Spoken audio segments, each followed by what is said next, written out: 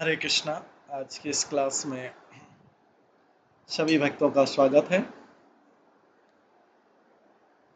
हम कीर्तन से स्टार्ट करेंगे आज की क्लास। जय राधा माधव कुंज बिहारी, जय गोपी जन वल्लभ गिरिवर धारी, यशोदानंदन व्रज जनरंजन, यमुना तीरावनचारि,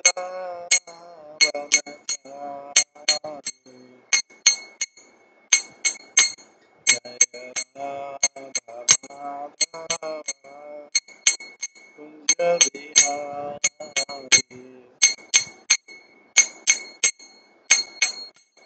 हरे कृष्णा कृष्णा कृष्णा हरे हरे, हरे राम राम राम हरे हरे, हरे कृष्णा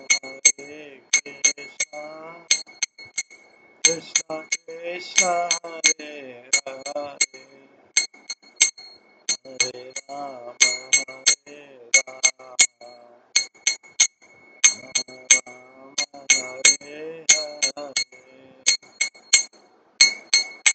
हरे कृष्णा कृष्णा कृष्णा हरे हरे, हरे राम राम राम हरे हरे, हरे कृष्णा कृष्णा कृष्णा हरे हरे, हरे राम राम हरे हरे, हरे कृष्णा कृष्णा कृष्णा हरे हरे, हरे राम राम हरे हरे, जय राधा गोविंद राधा गोविंद राधे, जय राधा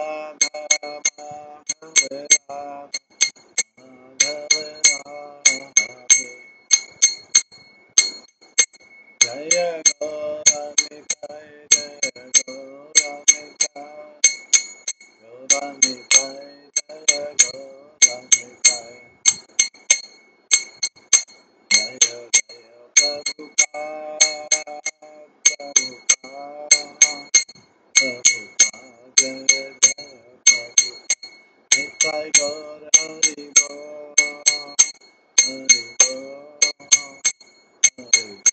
निताय गौर हरि।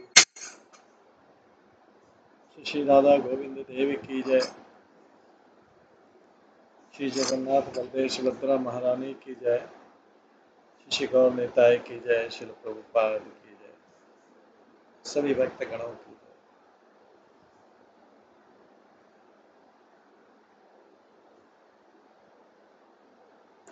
हरे कृष्णा।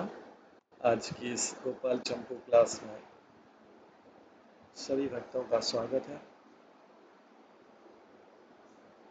हम कल श्रवण कर रहे थे श्री गोपाल चंपू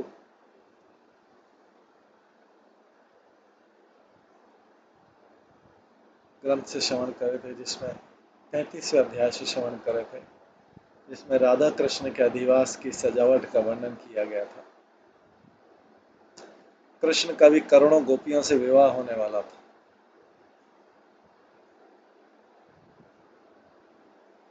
और इन करोड़ों गोपियों से विवाह जो है, पहले द्वारकापुरी में श्री कृष्ण के 16,000 विवाह एक दिन एक साथ ही हुए थे, जिन विवाहों में श्री कृष्ण के पिता वसुदेव आदि सभी जनों की संख्या भी 16,000 थी। बस यही आश्चर्य था, किंतु इस ब्रज में करोड़ों की संख्या में होने वाले विवाह की विधि के स्मरण करने पर तो वह आश्चर्य उस प्रकार से प्रतीत होता था, जिस प्रकार समुद्र मंडल में नदियों के वेग का समुदाय शोभा पाता है। अर्थात ब्रज में श्री कृष्ण के करोड़ों विवाह में श्री कृष्ण के पिता श्री नंद आदि का प्रादुर्भाव करोड़ों की संख्या में होने से महान आश्चर्यजनक है। पहला आश्चर्य था कि उस समय वह ब्रज अपरिमित जनों से युक्त था। इसमें भी दूसरा महान आश्चर्य था कि उन अनंत विवाहों के प्रत्येक विवाह को माता पिता आदि सभी जनों ने एक साथ व्याप्त कर लिया। उसमें भी विचाराती दूसरा एक आश्चर्य था कि विवाह होने का वह घर भी विशेष विस्तीर्ण नहीं था, बहुत बड़ा घर नहीं था, तो भी उसमें सभी जन फेल फूल कर बैठ सकते थे तथा अनेक रूप धारण करने वाले माता पिता बराती आदि वे सब जन किसी स्थान पर भी अपनी अपनी मूर्ति के भेद को नहीं जान पाए। इस श्लोक में ब्रजनम व्याप्ति रिक्ता व्यपनाद ब्रज उज्जयते, उस उक्ति के अनुसार ब्रज की महती व्यापकता का निर्देश दिया गया। इस प्रकार पूर्णिमा देवी के द्वारा पूर्ण किया हुआ योग माया का प्रभाव जब वहां पर यथेष्ट प्रकट हो गया, तब श्री कृष्ण का तत्काल होने वाला विशुद्ध विवाह रूप मंगल संपूर्ण वर्णन करने योग्य। किंतु ऐसी स्थिति में यदि समस्त जगत एक साथ अथवा क्रमशः कविता करने लग जाए तो भी श्री कृष्ण के शुभ विवाह के यथार्थ वर्णन को विचक्षण नहीं हो सकता। अतः उन अनंत विवाहों में भी श्री राधिका का विवाह अद्वितीय,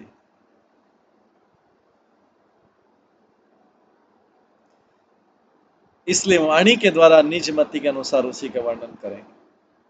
यथा ब्रजराज श्री ब्रजराज के द्वार पर एवं श्री वृषभानु के द्वार पर जब विवाह संबंधी मंडप आदि की रचना दिखाई दी, तब केवल नट ही नहीं नाच रहे थे, किंतु बाजे के कौतूहल के कारण साधारण जन भी नाच रहे थे। उन ब्रजवासी जनों में श्री कृष्ण के निर्मित सभी कार्यों में स्थायी उत्साह विद्यमान है, फिर उनके विवाह में तो कहना ही क्या।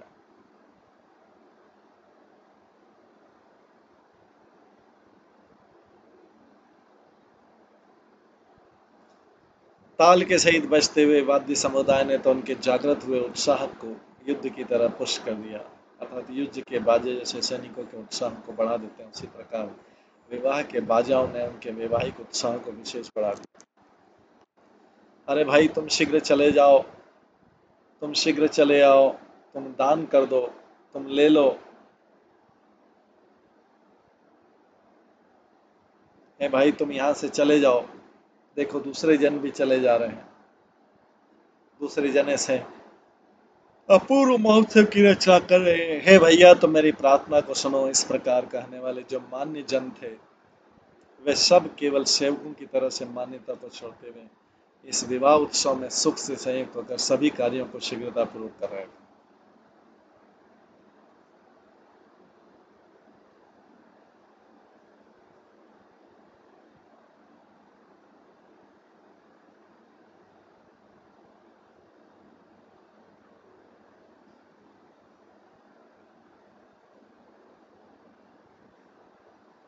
अरे भाई तुम शीघ्र चले आओ,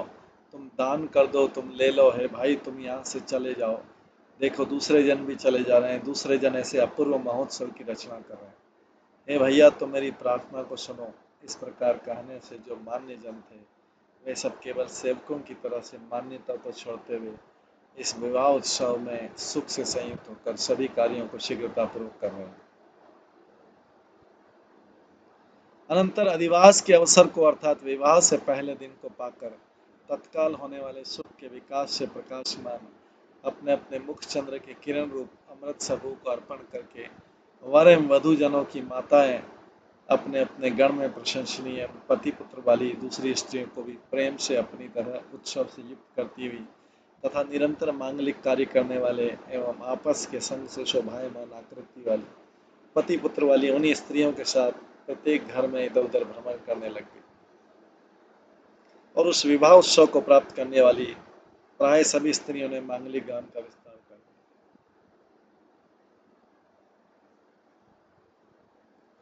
स्नेह भरी वे ब्रजांगनाएं वर वधु की माताओं के प्रत्येक घर में श्री राधा कृष्ण के विवाह का गायन करती हुई पहले आपस में प्रेरणा देकर निरंतर स्पष्ट हंस हंस कर शीघ्र ही गाने गवाने लगे।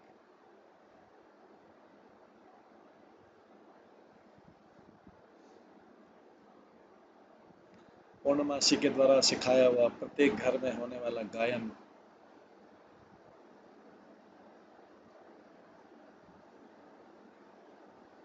यथा हे राधिका रूप पूर्णिमा के निष्कलंक पूर्ण चंद्र स्वरूप, हे कर्म मुरली धारण करने वाले, हे ब्रजराज के कुल की रक्षा करने वाले, हरे कृष्ण आपकी सदा जय हो। हे राधा के बाधा को छुड़ाकर सुख को प्रकाशित करने वाले एवं ब्रज के क्षण निमेश आदि काल को दूर करने वाले, हरे कृष्ण आपकी जय जयकार। अर्थात ब्रज में प्राकृतिक काल की गणना या गम नहीं है। श्री राधिका के अनादि पातिव्रत्य आदि पुण्य से वश में किए गए हुए मंगल से परिपूर्ण ब्रजवासियों के भाल को तिलक से युक्त करने वाले, हरे कृष्ण आपकी जय जयकार। राधिका के परिकर को पुण्य देने वाले, चातुर्य देने वाले तथा ब्रज की अभिलाषाओं में या कांतियों में विशाल रहने वाले, हरे कृष्ण आपकी जय जयकार। राधिका को अपनी प्राप्ति रूप धर्म को देने वाले, बहुत सुख देने वाले तथा ब्रज के शत्रु समूह को हरने वाले, हरे कृष्ण आपकी जय जयकार। एवं है राधिका के जीवन आधार, हे गोगण रूप धन वाले, हे ब्रज रूप सरोवर में रहने वाले राजहंस, हरे कृष्ण आपकी जय जयकार। एवं राधिका के प्रीति रस की उत्पत्ति के स्थान स्वरूप श्रेष्ठ कमल रूप जो ब्रजमंडल है उसके नाल अर्थात आधार स्वरूप, हरे कृष्ण आपकी जय जयकार। तथा अपनी कांति से राधिका के भूषण को भूषित करने वाले, पहले ब्रज के त्यागने से जो दोष लगा था अब उस दोष से रहित होने वाले एवं ब्रजवासियों के हृदय में सदैव रहने वाले राजाधिराज, हरे कृष्ण आपकी सदा जय जयकार।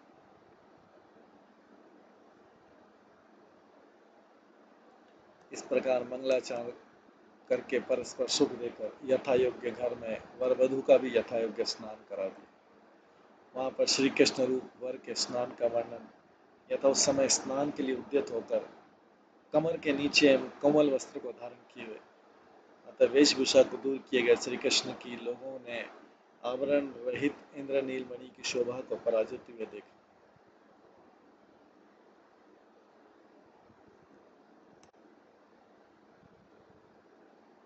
एवं तेल के सहित उपटना को लेकर खड़े हुए सेवक जन श्री कृष्ण के सुस्निग्ध अंग के लावण्य को देखकर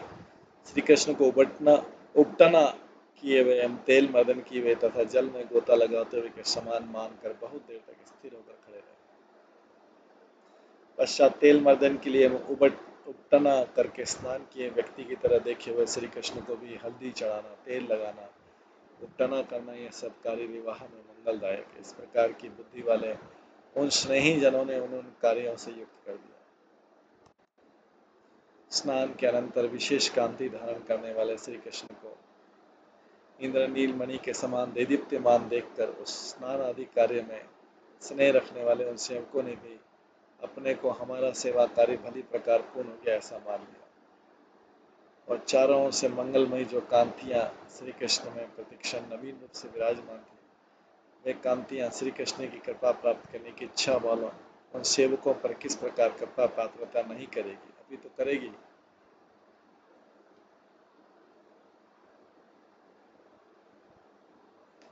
उस विवाह उत्सव में श्री कृष्ण की कांति की वृद्धि के द्वारा केवल श्री कृष्ण को स्नान कराने वाली जन श्रेणी का यश ही नहीं हुआ, अपितु वह यश वेदाध्ययन को समाप्त करने वालों का, तदंतर ग्रस्त में प्रवेश करने वालों का तथा उस विवाह में बीती हुई स्वस्ति वाचन पर श्रुतियों का अथवा मंगलमय श्रुतियों का अध्ययन करने वालों का भी विशेष ही उत्पन्न हो गया।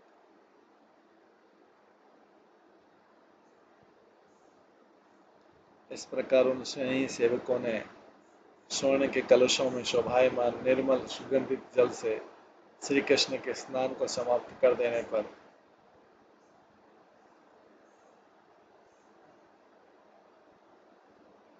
यत्नपूर्वक बनाई हुई रत्नमय चौकी पर बैठे हुए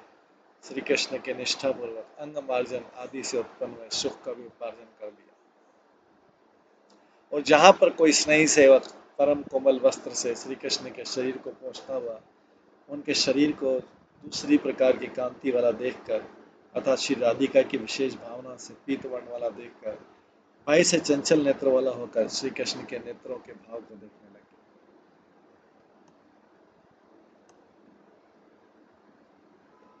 श्री कृष्ण जब विवाह के योग्य परम मनोहर धुले हुए वस्त्र को धारण कर रहे थे, तब कुछ सेवक स्वयं पहनाने लग गए एवं कुछ सेवक श्री कृष्ण को किसी के नजर में लग जाए इस भाव से दूसरों के वस्त्र पहनाते समय श्री कृष्ण की ओटक कर देते थे। उसके बाद तोषक तकिया आदि से अनुकूल सिंहासन पर बैठे हुए श्री कृष्ण के वेश की जो रचना की, इसे विवाह के लिए तैयारियां। जब वह चित्त को आवेशित करती हुई तत्काल अभिष्ट विवाह के निर्वाह की कथा के लिए विलंबकारी हो जाएगी। अतः वेश विशेष का वर्णन तो विवाह की मात्रा में कुछ अधिक मात्रा से करेंगे, किंतु आज तो संक्षेप से ही वेश रचना का विन्यास वचन में कर।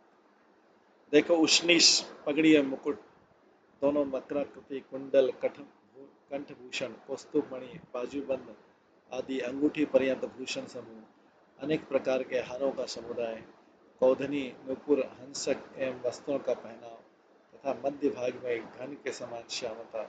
इस प्रकार के मनोहर वेश ने वहां के लोगों को प्रसन्न या तृप्त किया होगा। इस बात को तो रहने दो, किंतु वह वेश सब भक्तों को आज भी प्रसन्न कर रहा है।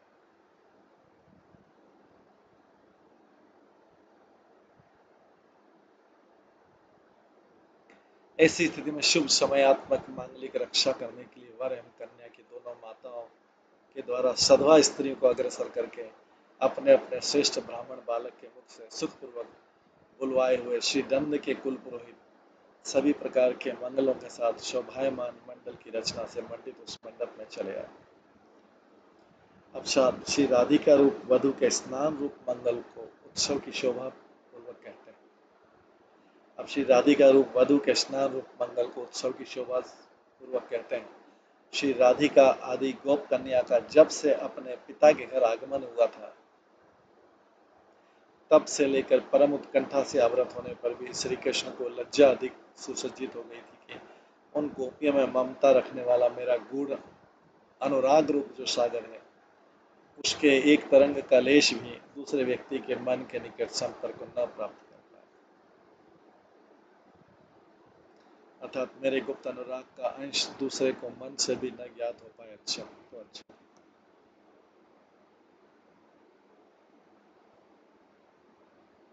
श्री राधा आदि गोपियों में श्री कृष्ण का गूढ़ अनुराग,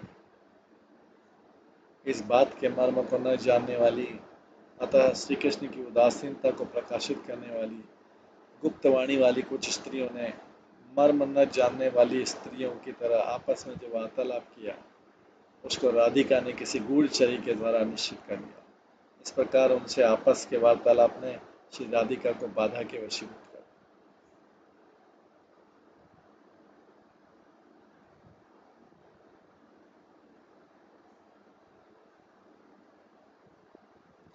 श्री राधिका तो श्री कृष्ण मुझे अंगीकार करेंगे इस प्रकार के आश्रय में भाव को अपने मन में कभी विचार में नहीं लाती।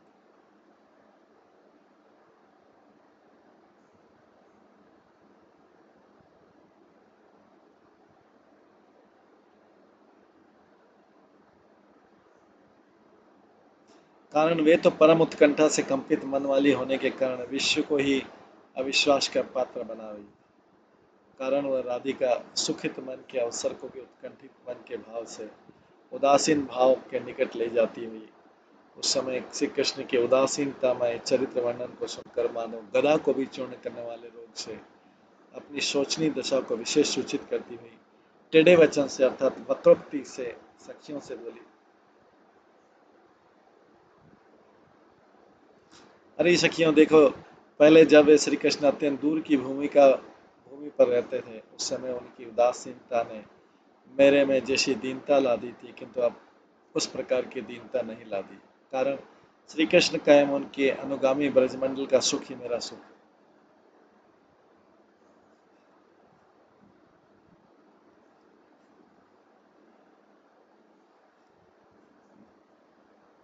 सखियां स्पष्ट बोली, है कुशांगरी राधिके,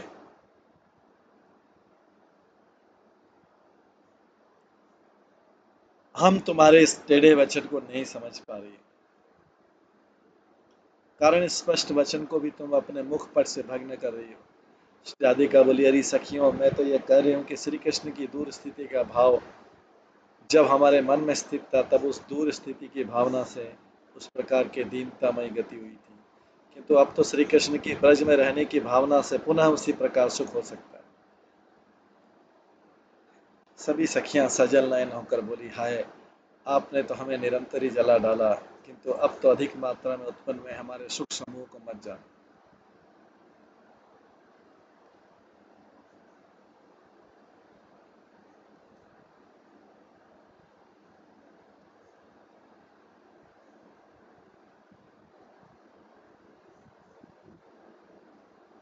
सभी सखियां सजल नयन होकर बोली, हाय,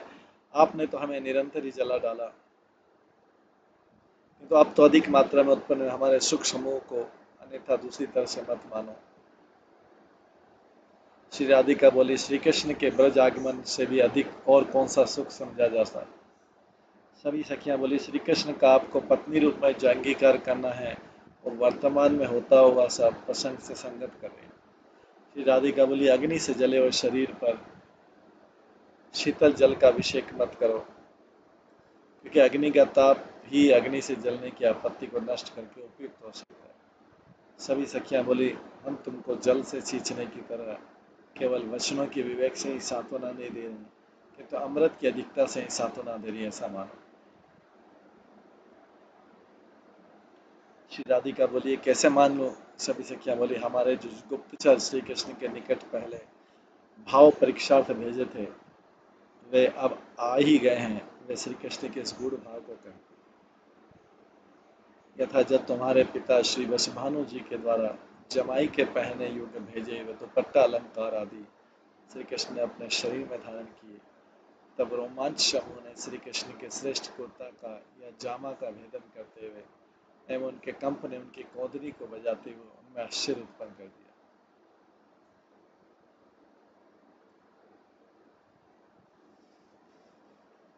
तब तुम्हारे पिता ने वर के योग्य जो अनुपम रत्न का तिलक भेजा था, उसको श्री कृष्ण ने जब धारण किया,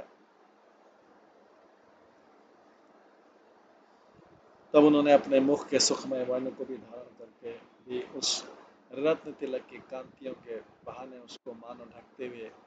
सभा में अपने गांधीर्य की रक्षा करते हुए सभी जनों के सुख का विस्तार कर दिया।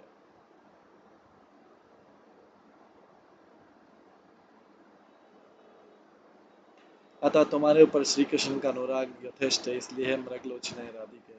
वे हम सब तुम्हारी सखियां तुम्हारे चरणों में पड़ी हुई हैं, हमारे मंद हास्य कारक सुख को उत्पन्न कर दो।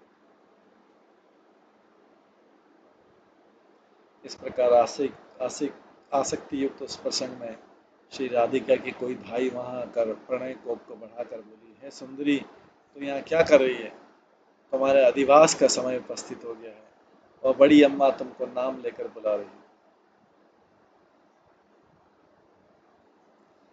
भाई के मुख से उस वर्णन को सुनकर सभी सखियां आनंद पूर्वक कांपती हुई भुजाओं वाली होकर श्री राधिका की भुजा को हिलाकर उसको उठाकर माता के घर पर पहुंचाने के लिए उद्योग करने लगे। उद्योग के समय श्री ब्रजराज के द्वार पर एवं श्री वृषभानु के द्वार पर मनोहर दुदुभी आदि बाजे बजने लगे।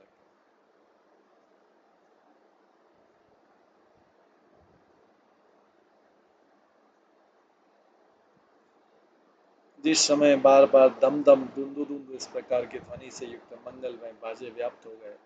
उस समय सखियों की श्रेणी एवं राधिका भी चित्त के सहित डगमगाते हुए चरणों से माता की सभा में चली आई।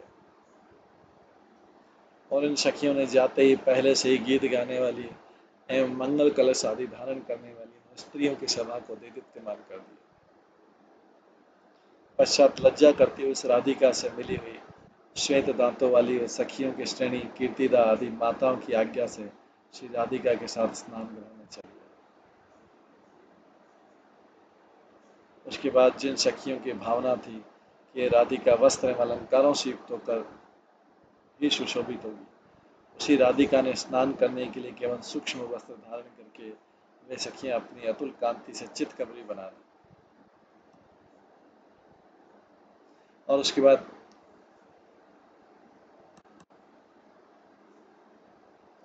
उपटना अथवा सुगंधि से युक्त पका हुआ तेल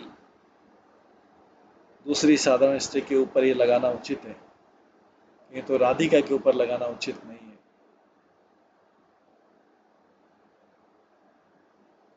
क्योंकि इसे क्योंकि श्री राधिका का वह शरीर तो हरि चंदन के भीतर के सारमय द्रव से भी स्निग्ध एवं स्वाभाविक ही सुगंधी से मनोहर।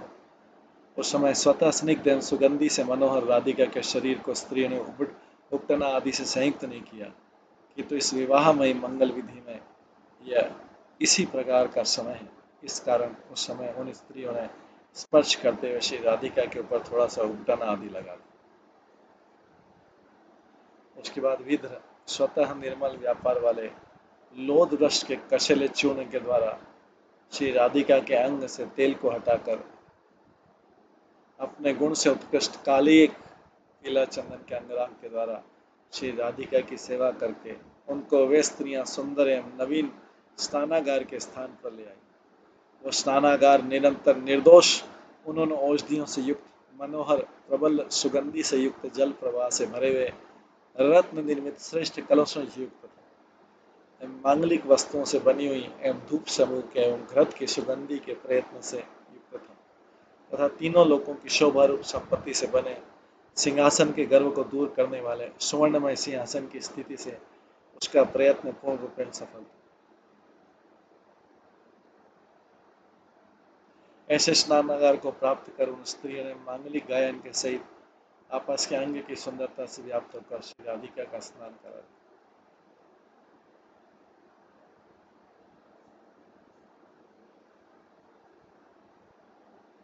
किंतु श्री राधिका ने तो अपने में श्री कृष्ण रूप वर की प्राप्ति रूप भावना के स्मरण से उत्पन्न हुए श्वेत जल से स्नान कर लिया था।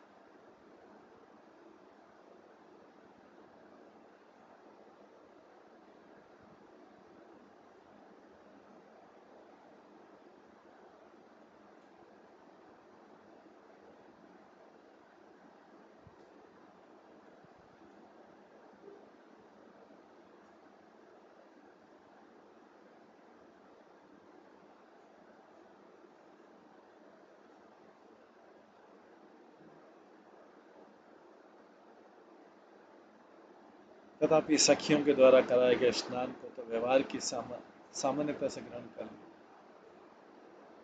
स्नान के समय गाया गया मांगलिक गीत यथा हे कृष्ण रूप चंद्रमा की संगिनी राधे एवं श्री कृष्ण की प्राप्ति से उनके वियोग रूपी मानसी व्यथा से रहित होने वाली राधे तुम्हारी जय हो, एवं श्री कृष्ण के साथ होने वाले विवाह में शोभायमान अधिवास वाली राधे तथा श्री कृष्ण के हृदय में निवास से अधिक स्फूर्ति वाली पाने वाली अथवा अधिक सुगंधी बसाने वाली राधे तुम्हारी जय। एवं श्री कृष्ण के नेत्र भ्रमरों के वासंती लता स्वरूप तथा श्री कृष्ण की प्रिय जनों के समुदाय में अपने स्वामी को स्वाधीन करने वाला रखने वाली राधे तुम्हारी जय।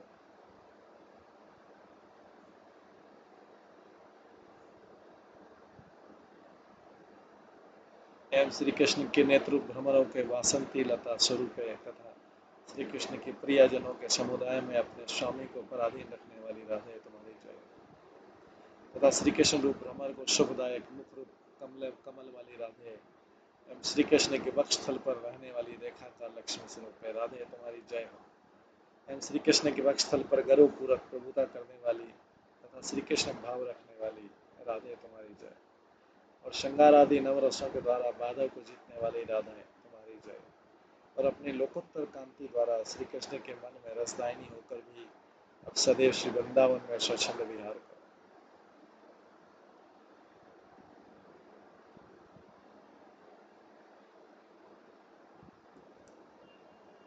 अनंतर मधुकंड ने पूछा 8 प्रकार की नायिकाओं में ललिता विशाखा स्पष्ट गिनी गई।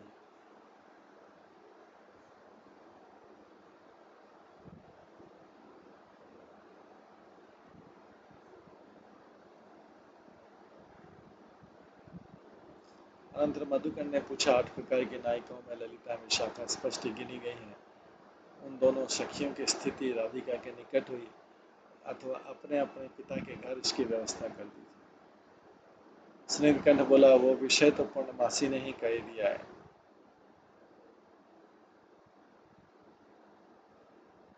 मैं ब्रज के जन्मात्र की व्यापकतामयी अनेकता सभी जगह बाधा रहित सिद्ध कर दूंगी। अतः उन दोनों सखियों का श्री राधिका के निकट रहना पिता के घर में भी रहना एक साथ सिद्ध हो गया। अब तो प्रस्तुत विषय पर ध्यान दीजिए।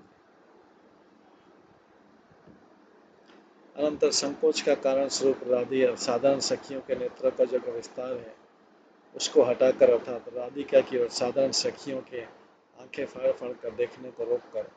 पर्दा लगाकर स्नेह वाली सखियों के हर्ष को बढ़ाने वाले श्री राधिका के अंगों का मार्जन का वर्णन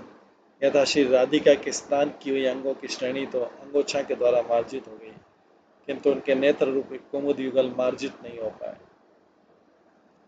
कारण श्री कृष्ण रूप चंद्रमा के वैभव की स्फूर्ति से दोनों नेत्र रूप कुमुद प्रेमाश्रुओं के द्वारा बारंबार पूर्ण आदर को प्राप्त होते रहते थे। नेत्रों के बार बार गीले होने के विषय में किसी बहाने से तेल को ही कारण बताकर अर्थात तेल लग जाने के कारण ही राधिका के नेत्रों में बारंबार आंसू आ रहे, ऐसा बहाना बताकर ललिता विशाखा आदि प्राण पारी सखियां कृष्ण आसक्त लोचना असित साक्षी श्री राधिका को साड़ी एवं चुनरी ये दोनों वस्त्र पहनाकर वेश रचना के स्थान कर लिया।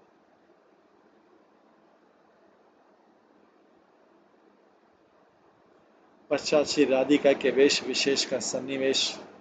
हो जाने पर सीमांत केशवेश मांग अलकावली नासिका कान भुजा वक्षस्थल कटी प्रदेश एवं दोनों चरणों इत्यादि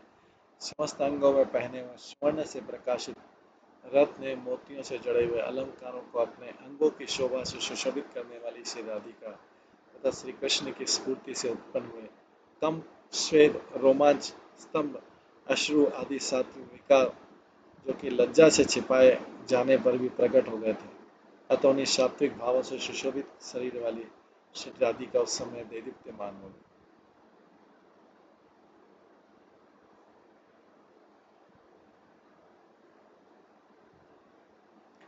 श्रृंगार करने के बाद हाथ में दर्पण देकर श्री राधिका के साथ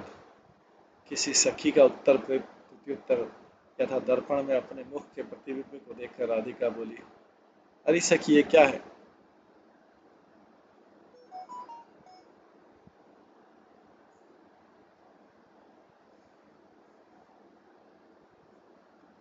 सखी बोली, ये निष्कलंक चंद्रमा है, न्योछावर का पात्र है, इसलिए विधाता इसके ऊपर स्पष्ट ही कमल घुमाते रहते हैं।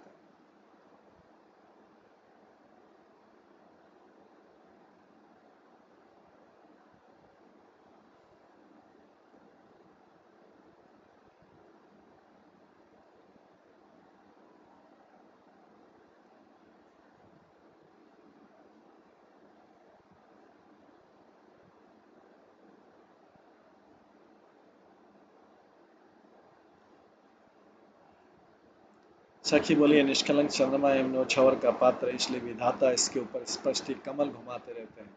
तथा इसके ऊपर न्योछावर किया हुआ इसका प्रसाद रूप जो कमल है उसको विधाता ने प्रत्येक दिशा में जल में फेंक दिया और ये दर्पण भी उस चंद्रमा का आधार स्वरूप पूजा का स्थान बनाया जाता है।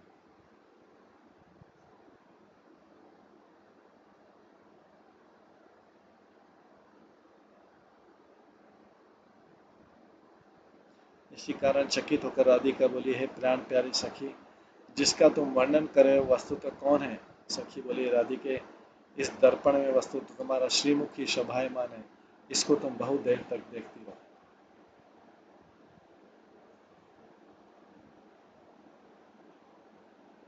अनंतर सुंदर चाल है, मनोहर है ध्वनि जिसकी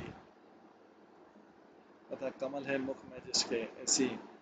कलहंसी श्रेणी की तरह सुंदर चाल है, मनोहर बोली वाली तथा कमल के से मुख वाली सखियों की श्रेणी उसी प्रकार की चाल है, मनोहर ध्वनि वाली कमल मुखी राजहंसी की तरह विराजमान श्री राधिका को अपने बीच में करके पहले वर्णन किए हुए शोभायमान अखंड श्वेत मंडप के नीचे बैठी हुई चतुर्पुर वनिताओं के निरंतर आनंद को लेकर उनकी सभा में ले आए। पश्चात उसी सखी श्रेणी ने स्वर्णमय सिंहासन पर बैठाकर च्यवण डोलाना आदि के द्वारा श्री राधिका का यथेष्ट सम्मान भी कर दिया।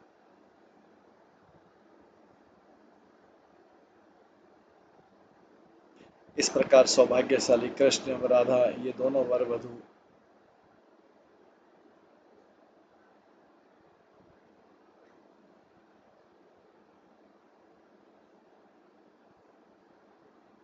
जब अपने अपने पिता के घर पूर्वाभिमुख होकर सिंहासन पर बैठ गई एवं उनकी माता, चाची, ताई आदि कुटुंब वाली महिलाएं जब उनके निकट उपस्थित हो गईं, तब उनका शुभ अधिवास निकटवर्ती हो।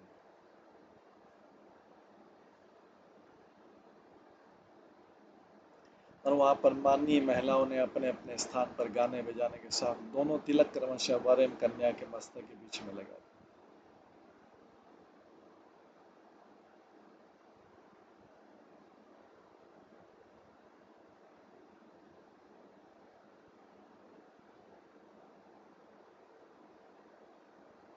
वे दोनों तिलक वर एवं कन्या के शरीर की कांति से विपरीत थे।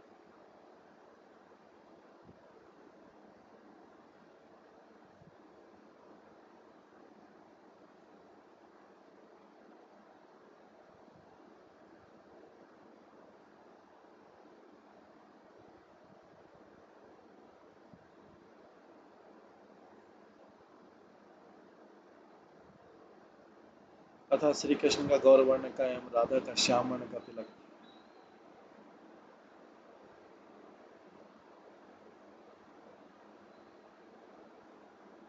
और जिस गौर श्याम वर्ण को देखकर वे दोनों वर एवं कन्या भी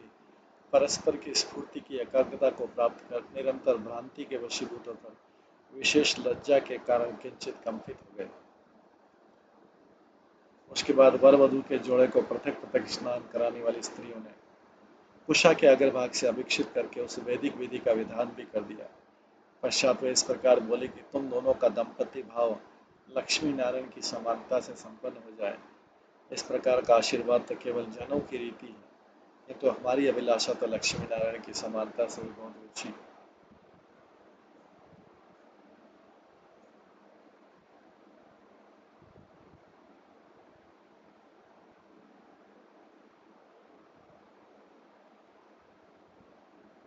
किंतु उसके बाद पति पुत्र वाली उन स्त्रियों ने वस्त्रों को सुगंधित करने के लिए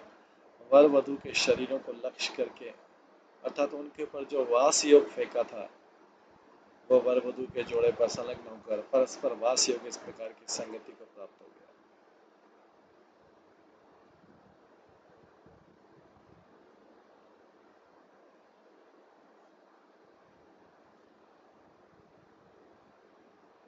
उस समय उन स्त्रियों ने वहां पर वर वधू के केवल दोनों कानों को ही जौ के अंकुरों से अंकुरित नहीं किया, अपितु तो दोनों के मनोरथ को भी अंकुरित कर दिया। इस कारण उस प्रकार की सती साध्वी स्त्रियों के कार्य सदैव सर्वतो भाव से मंगलमय ही शोभा पाते रहते।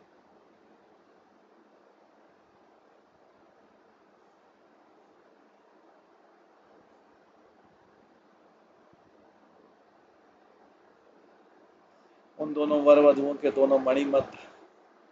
के कंकड़ों से शुक्ल वर्ण के होकर भी उन कंकड़ों के बांधने से सुशोभित हो गए। इस प्रकार के अवसर पर कांति और मंगलाचार भी सुंदर हेतु माना है। उस शुभ अधिवास में राधा कृष्ण नामक जुगल जोड़ी ने मांगलिक चर्या के लिए मृत्तिका एवं गंधशिला आदि की वंदना रूप विधि बाहर से ही धारण की थी। किंतु मैं तो यहाँ पर यह भाव मानता हूँ कि इस वंदना विधि में अपना प्रार्थनी जो विषय अपने अपने अंतःकरण में स्फुरित हुआ था, उस वर वधु की जोड़ी ने उसी विषय की वंदना की, क्योंकि अंतरंग बहिरंग अंगोय मध्य अंतरंग बलवत, अर्थात अंतरंग बहिरंग कार्यों में अंतरंग कार्य बलवान होता है। इस प्रकार की शाब्दिक स्मृति से भाव नहीं सुना है क्या? इस प्रकार की विधि को करके तेल से मिले हुए जल को भी वस्त्र से ढके हुए वर वधु के मस्तक पर धारण करती हुई सधवा स्त्रियों वयोवृद्ध उत्तम स्त्रियों को अग्रसर करके पूर्व आदि सभी दिशाओं में खड़ी होकर धूप के अग्रभाग से फैलाने लगे। वहां पर आपस में गाना गवाने लग गए। उस गाने का भावार्थ यह था, ये राधा माधव की जोड़ी स्नेह अनुराग में तेल एवं हल्दी से युक्त होकर बार बार स्थिर बनी रहे, यही हमारी अभिलाषा है।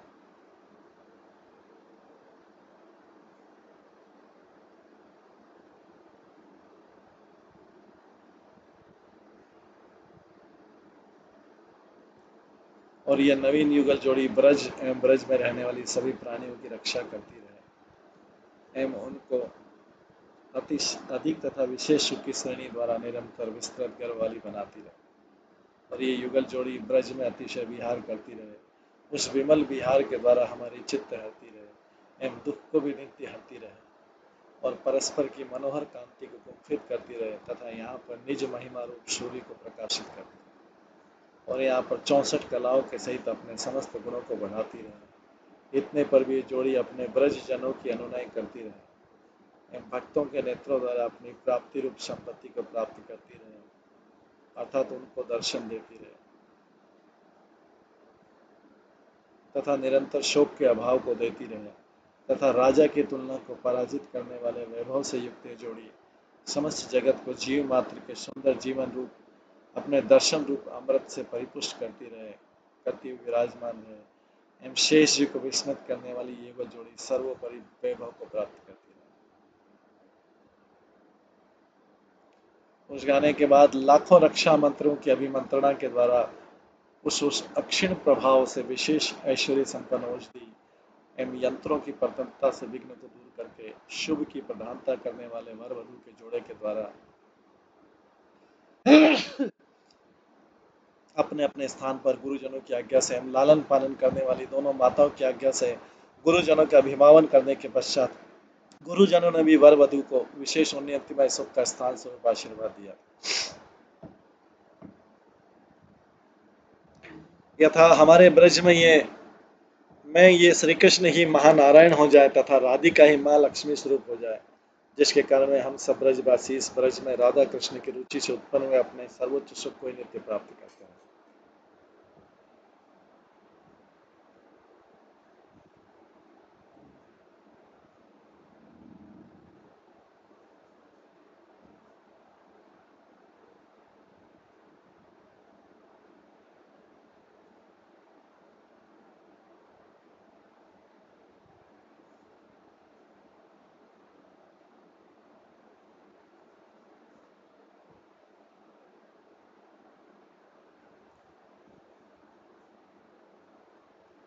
उसके बाद नाचना गाना बजाना आदि के समारोह से विशेष कोलाहल पूर्वक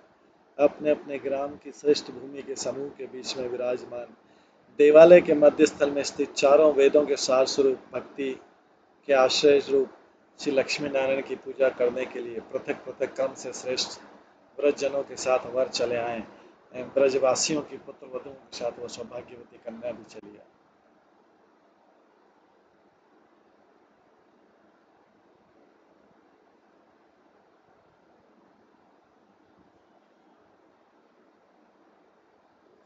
वहां पर यह आश्चर्य हुआ कि जिस समय सुंदर वेश वाले श्री कृष्ण रूप वर ने उस मंदिर में प्रवेश हो किया,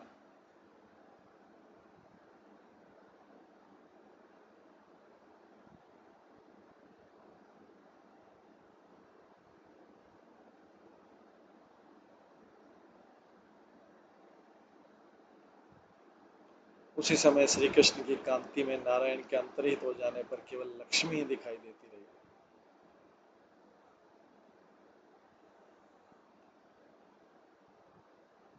उसी प्रकार राधा रूप कन्या के लक्ष्मी के निकट प्रवेश करते ही राधिका की कांति में लक्ष्मी के अंतर्निहित जाने पर केवल नारायण ही दिखते हैं।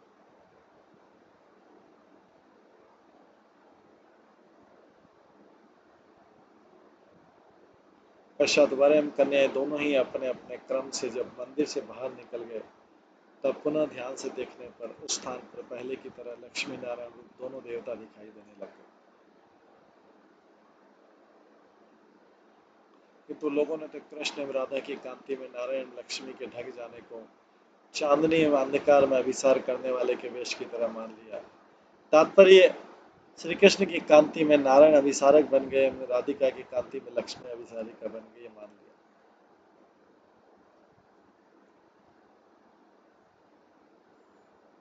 इस बात को निश्चय करके मधुमंगल आश्चर्यपूर्वक बोला, देखो देखो मेरे मित्र श्री कृष्ण एवं राधा रूप दंपतियों के अपने अपने नियत दंपति भाव के कारण कैसे प्रगाढ़ता है, क्योंकि यह राधिका नारायण को भी यह श्री कृष्ण लक्ष्मी को भी अपनी कांति के अधीन नहीं कर रहे हैं, इसलिए दोनों ने लक्ष्मी एवं नारायण को पृथक पृथक देखा था।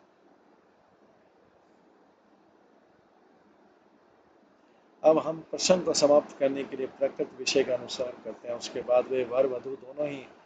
देव पूजा करके अनेक प्रकार के बाजे गाजे से युक्त होकर पृथक पृथक अपने अपने घर चले गए। उस समय केवल बाहरी दृष्टि से तो ये पृथक पृथक अपने अपने अपने घर जाना सुशोभित हुआ था,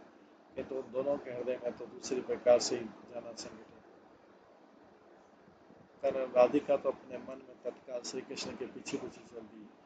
श्री कृष्ण मन मन में राधिका के पीछे पीछे चल दी।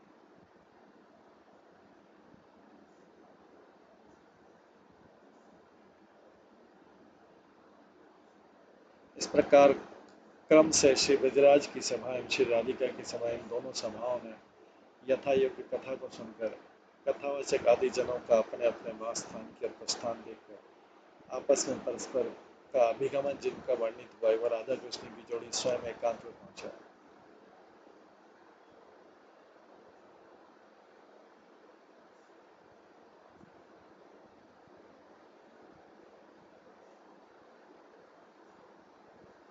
इति वनमाली दास शास्त्री विरचित श्री कृष्ण नंदन नामने भाषिक भाषा टीका सहित श्रीमद उत्तर गोपाल चंपू काव्य श्री राधा माधवादिवास प्रसाधन नाम 33वां अध्याय पूर्ण संपन्न।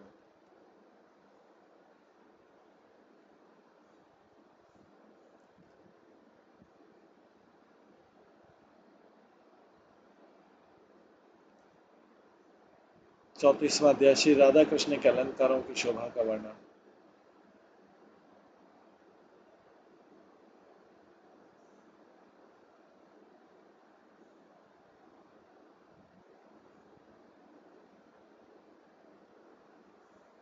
इस 34वें अध्याय में राधा कृष्ण के अनेक प्रकार के अलंकारों की शोभा का वर्णन साहित्य शास्त्र के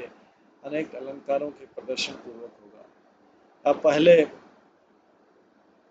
अध्याय की कथा की तरह दोनों सभाओं की दोनों प्रकार की कथाओं को इकट्ठी करके कहेंगे, जिन दोनों प्रकार की कथाओं मधुकंठ बोला। तो अभी क्या हो रहा है, श्री राधा कृष्ण के अलंकारों की शोभा का वर्णन हो रहा है 34वें अध्याय।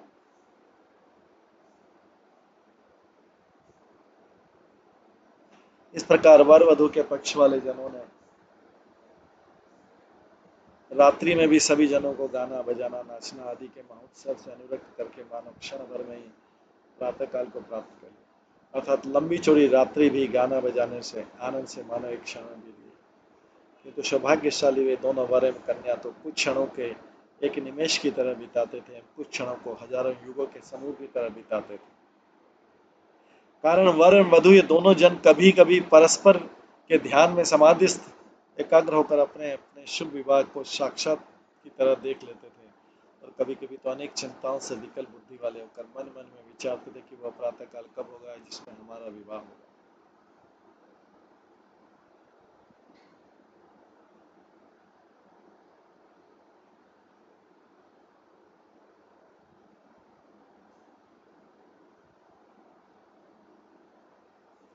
कारण वर एवं वधु ये दोनों जन कभी कभी परस्पर के ध्यान में समाधिस्थ होकर अपने शुभ विवाह को साक्षात की तरह देख लेते थे, और कभी कभी तो उनके अनेक चिंताओं से विकल बुद्धि वाले होकर मन मन में विचारते थे कि वह प्रातः काल कब होगा जिसमें हमारा विवाह होगा।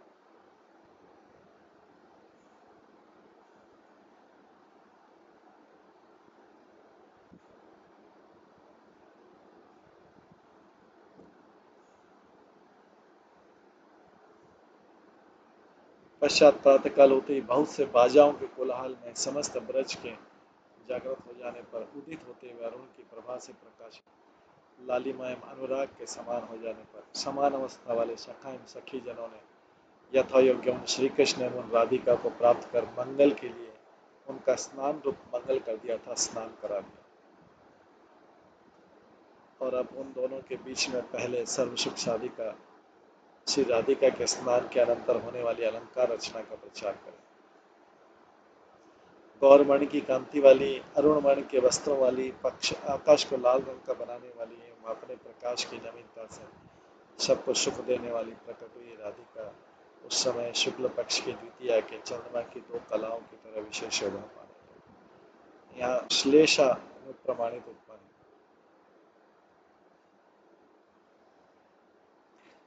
एम जिन श्री राधिका में अधिक चमकीली होने से उनके सब अंग प्रत्यंग ही बिजली के समान शोभा पा रहे थे, तथा केश नवीन मेघों की तरह, ग्रीवा आदि नीचे के अवयव स्वर्ण के से वर्ण वाली कल्पलता के विभागों की तरह, अलकावल से सुशोभित श्रीमुख कमल के समान भ्रमरों से युक्त कल्पलता के पुष्प की तरह, ललाट द्वितीया के चंद्रमा की तरह, दोनों नेत्र दो ताराओं की तरह, भ्रूलता धनुष की तरह, नासिका तिल पुष्प के से बाण विशेष की तरह, दोनों कांड स्वर्ण वर्ण वाली लता के अग्रभागस दो पत्रों की तरह, दोनों कपोल स्वर्ण लता के गोल गोल दो फलों की तरह, मुख पद्मराग मणि के द्वार को धारण करने वाले गोल स्वर्ण के पात्र की तरह, दंत पंक्ति पद्मराग मणि जड़ित स्वर्ण के गोल पात्र में धरी है मेघों द्वारा वर्षा हुई मोतियों की पंक्ति की तरह, मृदु मुस्कान से युक्त वाणी पुष्पलता की सुगंधि की तरह, वागदल अर्थात अधरोष्ट रक्त वर्ण वाले नवीन पत्र की तरह, वक्षस्थल अनिर्वचनीय शोभा के स्थल की तरह, और उस वक्षस्थल में अलग रूप से विद्यमान कुछ दो वस्तु अर्थात दोनों स्तंभ दो निधि के कलशों की तरह, उधर पीपल के पत्ते की तरह, सूक्ष्म रोमावली पीपल के पत्र में स्थित रेखाओं की तरह, मध्य प्रदेश को लक्ष्य करके विद्यमान शरीर का मध्य भाग विश्वकर्मा के द्वारा रची गई वेदी के मध्य भाग की तरह, नाभि उस मध्य भाग के निकट रहने वाले गंभीर सरोवर की तरह, चरण पर्यंता से धन्य विचित्र वस्तुओं से युक्त होकर दूसरे दोनों अंग अर्थात कटी पर्यंत दोनों चरण अनेक प्रकार के रंगों से विभूषित हाथी के श्रेष्ठ दो सूंडों की तरह,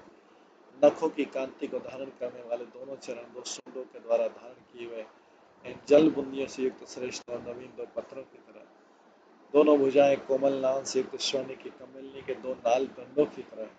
एवं दोनों हाथ भी दो दिव्य कमलों की तरह शोभा पा रहे थे।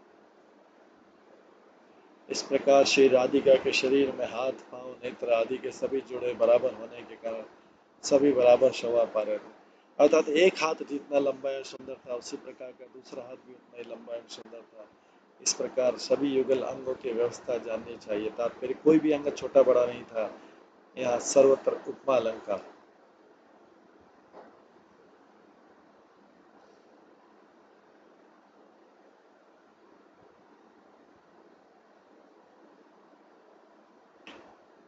और कुटिलता ही केशों का वेश था,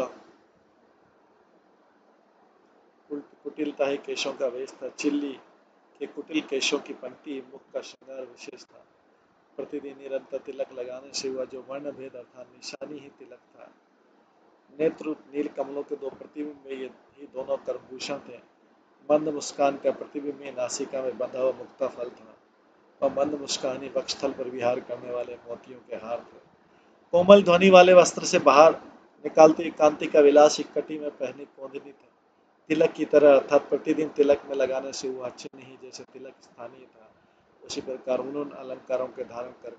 बनी हुई चिन्ह में रेखा ही ग्रीवा भुजा आदि अंगों के भूषण की सामग्रियां अधिक कहने से क्या, देखो श्री राधिका का मस्तक ही स्वयं श्रेष्ठ होने के नाते सभी अंगों का श्रेष्ठ अलंकार था। इस गद्य में विलोचन उलोत्पल, इस पद में समस्त रूपक एवं सब प्रकार पदों में व्यस्त रूप अलंकार, इस प्रकार स्वतः सिद्ध अलंकारों से विस्मृत हुई श्री राधिका को अलंकृत करने वाली वे सखियां पुनरुक्त सी अर्थात व्यर्थ सी होकर जब पहले से स्तंभित हो गई तब बहुत देर बाद श्री राधिका का वेश बनाने के लिए चतुराई करने लगी। देखो जिन राधिका की लोकोत्तर कांतियों के द्वारा जिसकी कांति विशेष तिरस्कृत हो गई, वह चंद्रमा मात्सर्य से युक्त होकर उस मात्सर्य के ताप से प्रज्वलित चिन्ह से युक्त अपने हृदय में मानव कलंक से संयुक्त हो। मैं ऐसा मानता हूँ अर्थात चंद्रमा में जो कलंक है वह मात्सर्य रूप अग्नि के दाह का चिन्ह है, मैं इसे उत्प्रेक्षा करता हूँ। और देखो वो द्वर्ण चांदी की भी राधिका के कांति को लक्ष्य करके मनोहर स्वर्ण के भाव को प्राप्त हो जाती है, अर्थात राधिका के अंग में चांदी के भूषण की भी उनके अंग की स्वर्णमय कांति से स्वर्ण जैसे मालूम पड़ती है, और उस चांदी से दूसरा जो वास्तविक स्वर्ण है वही श्री राधिका की कांति में मलिनता को प्राप्त हो जाता है। यह बात उचित ही है, यहाँ तदगुण अलंकार है वो उपेक्षा अलंकार।